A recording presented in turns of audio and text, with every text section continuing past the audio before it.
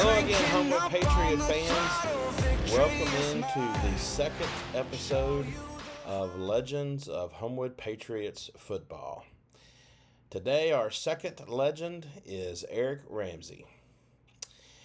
After Homewood won the state championship in 1974, they lost head coach Alvin Bresler, unfortunately, to Talladega High School, throwing the program into a rough stretch in which they had three different head coaches in just 4 years. During those 4 years, they won a paltry total of just 11 games. Things began to stabilize, however, when Homewood hired Gerald Gann to lead the program into the 1979 season. Gann was a former All-State running back at Winfield High School, a University of Alabama graduate, former pro baseball player, and an assistant football coach and head baseball coach at Berry High School, where he had won a state baseball championship in 1972. Over the next 5 years under his veteran leadership, Homewood football saw modest improvement. By the way, it was right about this time, 1980 to be precise, that as a young kid I started showing up at Homewood football games and fell in love for a lifetime. But anyway, that was about 1980. In 1984, the Patriots made the playoffs for the first time since the 1974 championship. A major factor in that 1984 turnaround was the play of defensive back receiver Eric Ramsey. Born in 1967, he was part of a generation, my generation, that was the first in Alabama history to go to school their entire lives in integrated schools.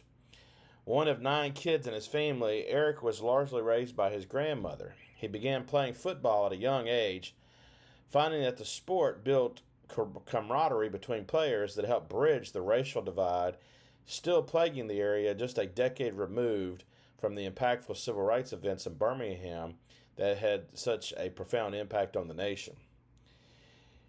During his sophomore year in 1983, Eric became a starter for the Patriots, intercepting a pass in his first game as a starter, returning at 80 yards and just short of a touchdown. That was the beginning of a brilliant career that saw Ramsey start getting recruited by colleges during his junior year, the same year in which Homewood returned to the playoffs for the first time in 10 years. During his senior year, the 1985 season, Eric helped Homewood have a 10-win year for only the second time in school history, which included one of the most legendary games in school history, a 3-0 victory at Gardendale in the playoffs. Unfortunately, that season culminated in a crushing loss in the state semifinal game against Colbert County, but that game marked Homewood's deepest playoff run since the state championship over a decade earlier. At the end of the season, the Alabama Sports Writers Association named Eric first team All-State, only the second player in Homewood history to be awarded by that organization. He also received the same honor from the Birmingham News. Ramsey then received a scholarship to play for Auburn, becoming a starter and a star player for the Tigers in his junior and senior years, helping them in 1989 to win the first Iron Bowl ever played in Auburn and reaching a high ranking of 3rd in the country. Ramsey had a controversial end to his time down on the Plains, to say the least. But at the end of his playing career there, he was one of the first former Homewood Patriots to be drafted to the NFL, getting picked by the Kansas City Chiefs in the 10th round. Eric now lives in Southern California, where he is active in the entertainment industry and runs his own very successful private security provider. So, coming to us now from Los Angeles, La La Land, let's welcome our second Homewood Patriot legend, Eric Ramsey. There he is from Los Angeles, California, Eric Ramsey. Good to see you, buddy. Hey, man, it's good to see you. I like seeing that you've got gray on top when I don't. Hey, you look. It seemed like you took the gray off the top of my head and put them on the bottom of your face. That's it exactly. Well, look, I don't want to waste anybody's time. I don't want to waste your time. I don't want to waste our reviewers' times. So I'm going to go straight into our discussion here. Okay. Did you live anywhere else but Homewood in your young life? Yeah, Glenn. Actually, before I moved to Homewood, I lived in a place called Cooper Green. I'm sure you heard of Cooper Green. Yeah. I lived there in the project with my mom and 8 siblings. And then I went, initially I went to Edgewood in the 4th grade, but I came back real quick. And then I went back in the 8th grade. I went to the middle school, Homewood Middle School. So you were in Edgewood for just a year. I wasn't even there for a year, maybe Not a even a month. year, right? And then but you did come through the middle school. Did you play football at the middle school? I played it. I was on that county championship team. That Oh, was that's right. Yes. I Man, didn't. I didn't contribute much, but I was on that team. well, I didn't either. I was on that team and I didn't contribute much either. So, I but was look, Glenn. I'll give you a little trivia. I was backup to Bill Bowers and David Stanton. all right. So, listen, growing up in Homewood in the 1970s, right? The 1970s, we're just less than a decade removed from some major civil rights events in Birmingham. Did you face any racial issues when you first moved to Homewood? Yeah. To be honest with you, Glenn, that early time we spoke about with Edge. I actually not Edge. What is Edgewood. it? Edgewood. Edgewood. My first week there, dude. I don't know if you remember this guy named, but little bitty guy. Anyway, the first day I got there, the first words out of his mouth were he called me. He said, "You just I'm sure you handled that pretty quickly. Yeah, let's just say I beat him up and put him in a trash can. And then you were out of Edgewood. Is that why you got out of Edgewood so quickly? No. There was a disagreement between my grandmother and my mother on me staying there, and my mom wanted me to spend more time, with her, and then I waited till I was able to make a better decision by going to Homewood in the 8th grade. Right. So, what about any racial issues when you were at the middle school? I can't remember anything at the middle school. Actually, the middle school was, other than watching Ed and Don be the superheroes, the middle school was a great time. I don't remember experiencing anything at that time. Not to turn this into Remember the Titans or anything, but did you find that football sort of bridged racial gaps in any way? It did. And funny that Don Skipper just called me. Yeah. Yeah. But yeah. Tell him you made the legends list and he didn't. Rub that in a little bit. Right. But to be honest with you, Glenn, that question, that's a really good question. Football, and that's in all sports in general. If it brings it together like-minded individuals, and that a lot of times if they hadn't been taught racism or anything like that, it's a brotherhood. Right. Those guys, I loved you guys like y'all was my brothers. I mean, I didn't see color. I saw my brothers that I'm gonna go out and fight for, and go to battle for, especially when I was able to be a real contributor. Yeah, right. We were just out there playing football, right? Exactly. At what age did you start playing football? I actually started playing football when I was in the 4th grade, and crazy enough, Glenn, my nickname was the Juice after O.J. Simpson. but I think, but like I said, when I got to Homewood Middle School, Ed and Don and Bill and David and Doug and everybody's already established. So I wasn't offended by not playing that early, because at the same, I don't know if you remember, but I was smaller than they were. Yeah. And then I grew 6 inches, and when I got to my 9th and 10th grade year at Homewood High School. So I was a little guy, at first, and then all of a sudden I went from 5'6" to 6'1". You had a growth spurt. Yes. So we played during the time when Coach Gann was leading the team. What kind of memories do you have of Coach Gann? Oh man, you know what? Coach Gann was he quiet, didn't say a whole lot, but he carried a big stick. He didn't have to say much, and you knew keep it together or don't, and he would, he didn't have to do a lot of discipline.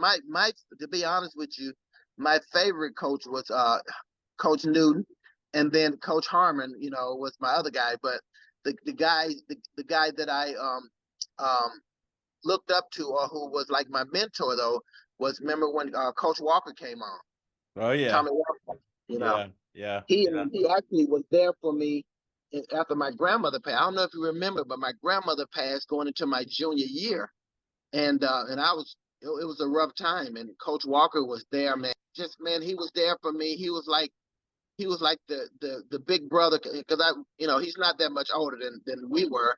So, Right. but he was like the big brother, uncle that I was looking for at the time, because of being over at Homewood, basically by myself after my grandmother died. Right. Yeah, Coach Walker. You remember when he got engaged? Yeah. In the cafeteria. That was pretty cool. Yeah, they still married after all these years. So yeah, you mentioned Coach Harmon. You got any good stories about Harmon? Do you know what? My biggest, funniest story about Coach Harmon is actually, it wasn't like, it didn't start off being funny until after I left Homewood. But we had a situation where something was going on in practice, either in practice or a game, and he was yelling at me, and he was spitting in my face while he was yelling.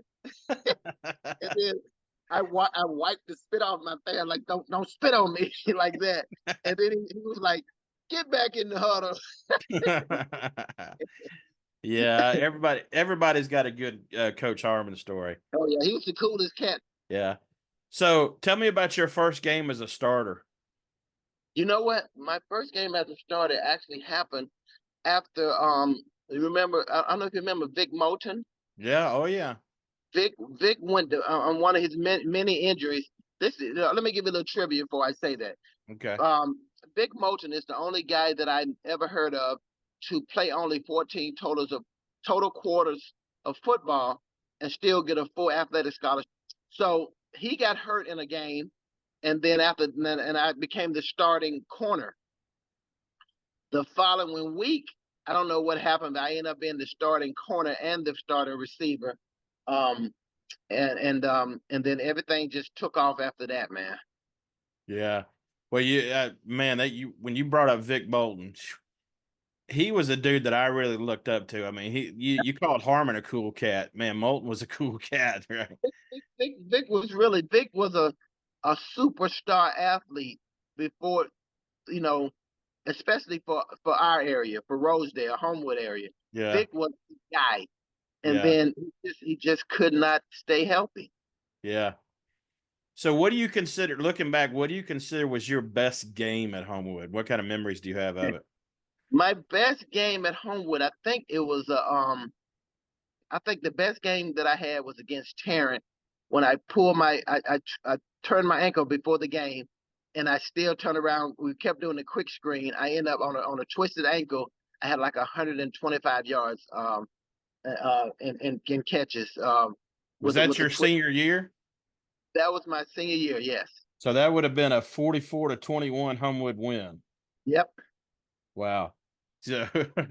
I had a lot of good games, Glenn, especially going into my senior year. I had a lot of good games. So just saying, let's just stick with the one from Tarrant. I think that might have been the best one. Do you remember the Gardendale game that year in the playoffs? The game, the 3-0 shutout. Yes, that's one of the most legendary games still in Homewood history. Yeah. And nobody thought we were going to win that game. Nobody. Glenn, nobody thought we were going to win it, but to hold them on that goal line, dude. And then, you know what, Glenn? I'll give that game credit in knowing that that's when I knew that I could be a really good tackler. That's when I found out, because beforehand, I used to just, I was like Deion Sanders, didn't think didn't want to tackle, didn't want to hit. Not saying that Deion is gun shy, because if he really had to hit you, he would. You just wanted to pick off passes. Right, exactly. So I was competing with Skipper. Yeah. Because he had, my senior year, Don actually had more interceptions than I did. I think he had like eight or nine. I had like 6 or 7, but I still had like over 500 receiving yards plus several touchdowns on offense. Right, right. Yeah, that game. I remember. Do you remember how the Homewood fans rushed the field after the game? Yeah. And we were at Gardendale. We At rushed Garden. Gardendale's field. Yeah, but I mean that's what you do when you that was a playoff game. So I mean, Right. That's right. that was Well, crazy. That was a crazy game, Glenn, because they had Willie Wyatt, who did he end up yes. going to Alabama, Yes, he did. and then I think they had that when they had Jack Wagner or somebody, the receiver, Yeah, and, yeah. and they shut him down because he was like, shut everybody down in that game. well, he was 4-3, 4-2 receiver, Yeah. and he didn't catch any pass. I don't even know if he caught a pass on me. Yeah, had to shut everybody down because we only managed 3 points. That's right. That's right. You're right. That's Yeah. very true. Well, sadly, the next game after that was the playoff semifinal game at home against Colbert County. I still have nightmares about that game. What do you remember about it? I remember the caption in the news said, "Patriots hopes die in the mud." Oh, You remember that? yeah. I truly believe if it wouldn't have been so muddy out there, I think we would have won that because the game was 9-7, and I think Yep, that's right, 9-7. We ran out of time, Glenn, and it was so slippery out there. I remember trying to catch the ball from Ty Elliott, and it was a quagmire, dude. It was horrible. Yeah, that was a sad game, but that was the deepest Homewood had traveled in the playoffs since over a decade.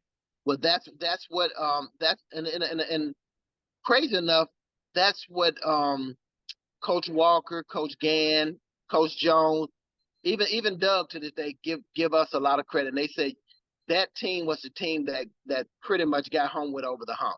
Yeah, I agree 100% because from that season on, it's been more or less sustained success for Homewood ever since. I mean, they've had some down years, but more or less it's been sustained success ever since that game and that year. You're absolutely right. So listen, if you could travel back in time, take a DeLorean and go back in time, is there any game or play that you wish you could do over? I really wish we could play that Colbert County game over. I hear because you. I honestly and truly believe that we would have won that game. Just need a little bit more time and drier conditions. Just need a little bit more time. Do you ever have nightmares about that game? You know what I think about it especially when I get around old teammates and we talk about it, man. Everybody say, man, we could have won that game. We should have won that game. That one got away, and it's funny that that after all these years, we still talk about that game. Yeah, yeah. Well, yeah, like I said, take pride that Homewood's been on a consistent streak of success ever since. So yeah. Which is perfect lead into my next question. What do you take the most pride or happiness in about your time at Homewood? The camaraderie with my teammates, the love that the people, especially after my grandmother died, how people and family, not family, school family and friends, they were very supportive of me, even through the years that we said we weren't going to talk about. How I continue to, receive support afterwards, just from family and friends. Some people, like you said, we're gonna keep it clean. Some people who I thought were friends, Glenn, they turned their back on me because I knew them before that situation. But and of course, you're referring to the Auburn situation, just to make sure everybody understands. Right. But those who really knew me before that, who still, Alan Don and Doug and David and Bill and all those other teammates, those who knew me before that situation, they still are friends with me. They didn't let that, change anything. And I'm just honored that that the people stood by me, during those times. Like I said, it could have been real bad, but the people, I still feel like, put it like this, I still feel like I can go back home. Yeah. Well, the people you grow up with understand you best, right? So but that what you just said is a perfect statement about Homewood in many ways. Yeah. So now, lastly, Eric, let me do something a little silly with you. In my show that I do with Coach Bergeson each week during the football season, at the end of it, I do this thing called Rapid Fire, which of course I took from other sports shows. Right. Where I'm gonna ask you some questions really quickly, and Yeah, you before you do that, I mean to yeah. cut you off. Before you do that, I want to tell you that I'm very proud of you. I appreciate the fact that you continue to show Homewood every week, and because you don't have to do that, and you do it anyway, and you keep us, those of who live far away like California, you keep us abreast of what's going on. So I appreciate you for that. Well, I appreciate you saying that. You know, it's nothing that I get paid to do. No one asked me to do it. I just did it out of my love for Homewood football. But it's been very rewarding, especially when people say what you just said to me. So I really appreciate that. No worries. So here comes the rapid fire, and you just answer with whatever comes to your mind first. Okay. Who was your favorite teacher at Homewood? Miss Ivy. Miss Ivy, English. The meanest teacher in the world. She was tough, man. But she taught us how to write an essay. When I got to college, right. I figured if I made A's and B's in Miss Ivy's class, so that's a good thing because she wasn't the easiest teacher. Yeah, no, like I said, when I got to college, I knew how to write an essay. Exactly, it helped a whole lot in college. Yeah, man, that's a great answer. I hadn't thought about her in years. What was your favorite subject? My football. No, no, actually, it was English. It was English. Yeah, I hear you. Your favorite food from the lunchroom? My favorite food actually was the pregame meal from Arby's. Arby's and the orange at for the pregame meal. Yeah, I hear you. You know, I was on crutches one year. It was after a game. I can't remember which one it was, but I was on crutches, and I had gotten my Arby's sandwich, and I had gotten on the bus, and I realized that I had forgotten the sauce. Oh yeah. So I was trying to get back off the bus with my crutches to get some sauce, and of course that was holding things up. And Coach Newton said, "What are you doing?" And I said, I'm going to get some sauce. And Coach Newton yelled, "Boy, you better eat that thing dry." You know how Coach Newton talks. Yeah, right. Yeah. I wasn't even going to try to imitate him. I got a Coach Newton story for you. Let's hear it. Go ahead. So one time me and Skip was at practice, and after practice, Ed had left us, so we didn't have a ride home, right? So I was like, "Coach, we need a ride home." He said, I'm not going that way. I'm not going that way. I said, "Okay, now, if me and Skip don't make it to practice tomorrow, that's why, because nobody gave us a ride home." He started yelling to me, "You want to ride? You better come on." That's great. That's great. Everybody's got a Coach Newton story for sure. I love Coach Newton, man. Okay. The year is 1984. And it's a Friday night in the summer, and you're cruising around Homewood. What's playing on your cassette deck? 1984? Yeah. Probably nothing, because I didn't have a car. Okay, you're listening to the radio at 84. What are you listening to? If I was in Ed's car, probably Shot to the Heart and You're Too Late. You Give Love a Bad Man. A little Bon Jovi, huh? Yeah. That's great. That's great. So you didn't have a car all through high school? I had a car, but my uncle totaled the car. I had a 1971 Impala.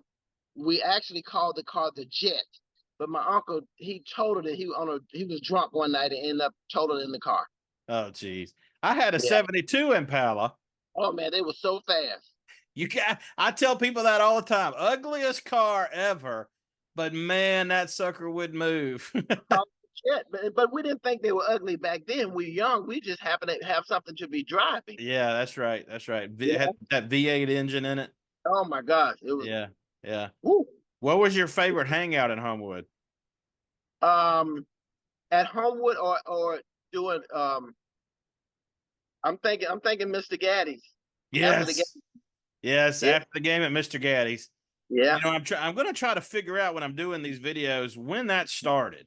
When Homewood people started going up. It started when we were even in the junior high, so I knew in the 80s it had started. Yeah, it was already a thing when we were at school. Yeah. But yeah, I loved hanging out at Mr. Gaddy's. Yeah, it was fun. Did you have a favorite Homewood restaurant back then? Probably Sneaky Pete's. Yeah, I hear. Sneaky Pete's. Yeah, which originated in Homewood, you know. So yeah, exactly. Yeah, I hear you. All right, one last question, then I'll let you get out of here. No worries. Sum up your time at Homewood in 1 or 2 words. Best time of my young life. Well, that's a little more than 2, but that'll work. Best time. Yeah. Anything else you'd like to say? Just like to say that I truly felt welcome and loved at my time at Homewood. My teammates were the best. If anybody didn't enjoy their time at Homewood, I think they missed out on something really special. Yeah, I hear you. I hear you, brother. When's the last time you got back? I was there not too long ago.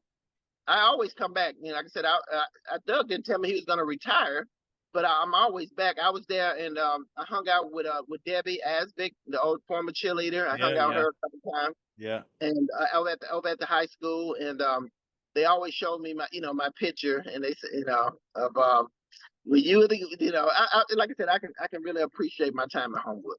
Yeah. Well, next time you come back, make sure that you come find me, because I'm always at the games. I'm trying to get to a game, so just leave me your number, and I'll let you know that I'll be stopping through. Great. They got a big jumbotron out there now. It's not like in our day. Oh no, nothing like in our day. That's right. Even though it still was pretty good. I mean, like I said, I wouldn't trade that time for nothing, man. Yeah. Well, all right, Eric. I really appreciate it. Live from Los Angeles. All right, Glenn. Thank you, man. Look forward to seeing you soon, and thank you for the interview. Yep, thank you.